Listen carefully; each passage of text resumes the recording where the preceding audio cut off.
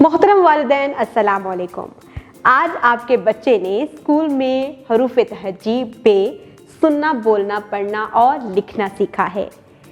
आपके बच्चे ने स्कूल में बहुत सारी सरगर्मियाँ की हैं और बहुत ही बेहतर तरीके से बे को वो पहचान सकता है।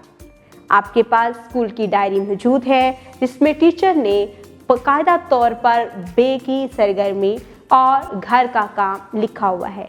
आप बच्चों को वो काम बाकायदगी से करवाएं। जावेद पब्लिशर्स की तरफ से मुहैया करदा वर्कबुक का इस्तेमाल करते हुए बच्चों को बे लिखना सिखाएं। इसके साथ ही साथ प्ले डो की मदद से जो सरगर्मी क्लास में की गई है उसे घर में भी करवाएं। टीम एक्टिविटीज़ को फोकस करें और बच्चों को बे सुनना, बोलना, पढ़ना और लिखना सिखाएं।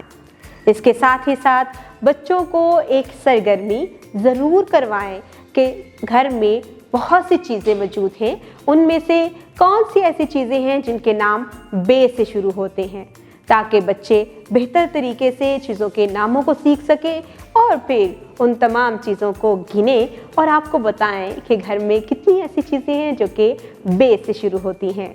उम्मीद करती हूँ आपने इस वीडियो से बहुत कुछ सीखा होगा। मज़ीद सीखने और जानने के लिए हमारे साथ रहिएगा।